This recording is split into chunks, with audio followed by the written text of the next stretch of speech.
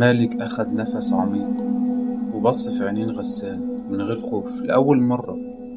الجن حوالين الدايرة حسوا بحاجة غريبة. الجو نفسه اتغير، كأن البيت بقى بيشم ريحة تمرد. هنا مالك قال بصوت ثابت: عارف يا غسان ايه مشكلتك؟ إنك فاكر إنك ماسك الخيوط كلها. ابتسامة غسان رجعت، لكن فيها لمحة قلق. شمهورش هنا تراجع، وزعفر وقف، وتمتمات وقفت، كأنهم حاسين إن في حاجة غريبة، حاجة برا إيديهم. مالك هنا شد السكينة الصغيرة اللي كان مخبيها في كمه. هو مش سلاح ضد الجن، بس ضد نفسه. هنا مالك رفع ايده، وبدل ما يقرب من الباب قطع بصباعه وخلى نقطة دم تقع برا الدايرة. الأرض هنا اهتزت، صوت من الحيطان انفجر، الدم الحر كسر العهد. الدوائر الحمراء اللي رسمها غسان باظت، والنقوش بدأت تتحول لرماد. الجن التلاتة بصوا لبعض. خذلان هنا ضحك لأول مرة وقال: اللي حررنا مش هو سيدك، دي فرستك.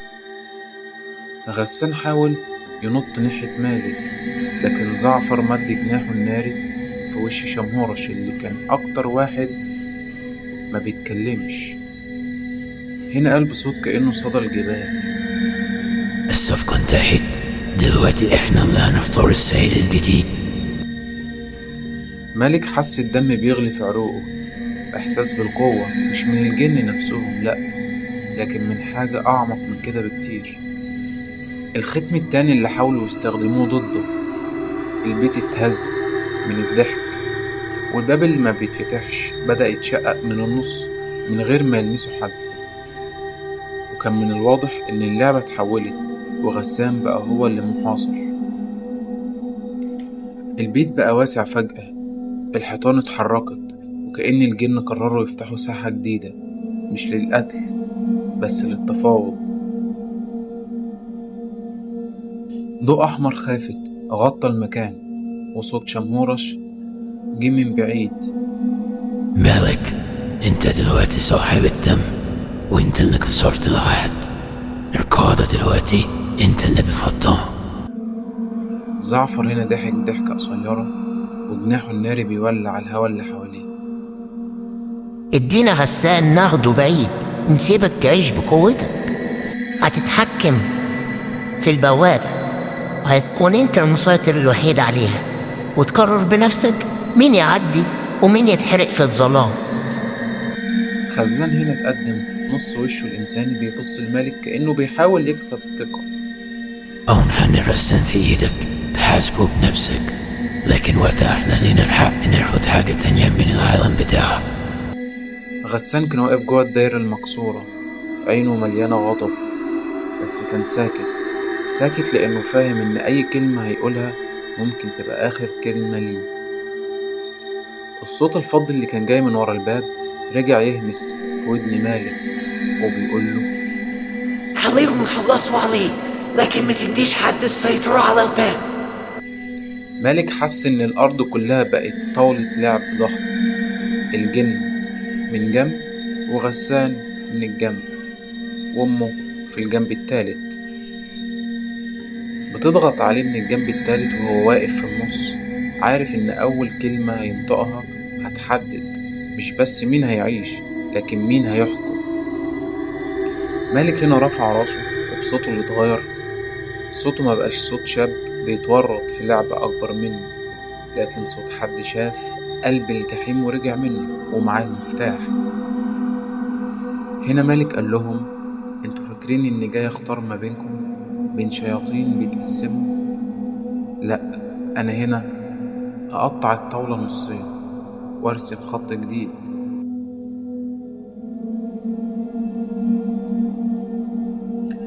فجأة مد ايده للبوابة المشتعلة، والنار اتحولت من أحمر لرمادي، زي دخان بيبلع الضوء اللي جواه.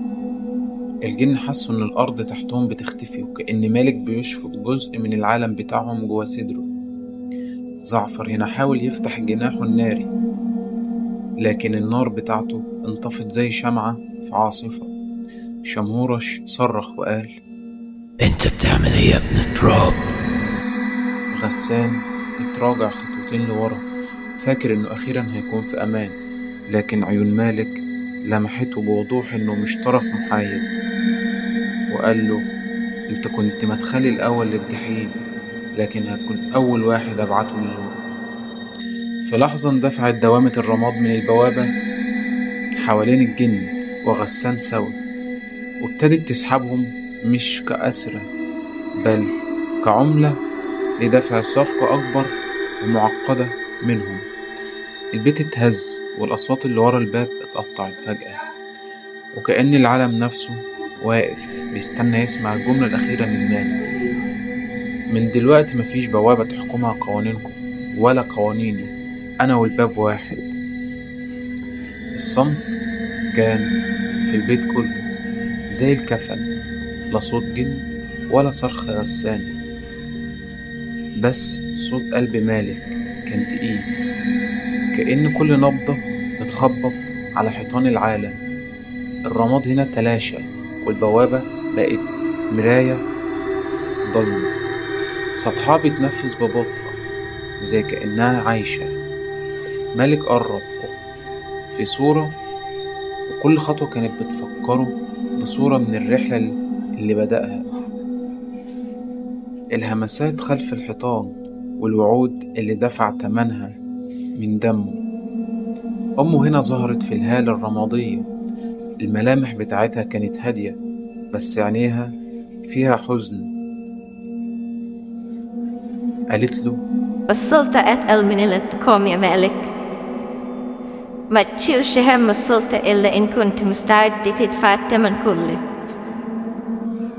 هنا مالك ابتسم ابتسامة صغيرة، ولا فرح ولا انكسر، بس هو فهم ومد ايده فحط كفه على سطح البوابة. فالأرض اتهزت والبيت كله اتحول لدوامة من الظلام بتبتلع الحيطان والأساس وحتى السماء خلف النوافذ. ولما الحركة وقفت كان مالك واقف على عتبة عالم جديد، هو عالم نصه بشر ونصه جن، والقانون الوحيد إن الباب مش هيتفتح إلا إذا هو عايز ده، ومش هيتقفل أبدا. مالك بص وراه فملقيش البيت ولا لقي القرية، بس الممر اللي ملهوش أول من آخر وراه، والضلمة قدامه. مالك خط خطوة لقدام واختفى في العتمة، سايب وراه همسة أخيرة الهوى شالها لكل من كان في يوم خصم المالك أو حليفه: أنا مالك وسأكون الحارس الأخير. دي النهاية.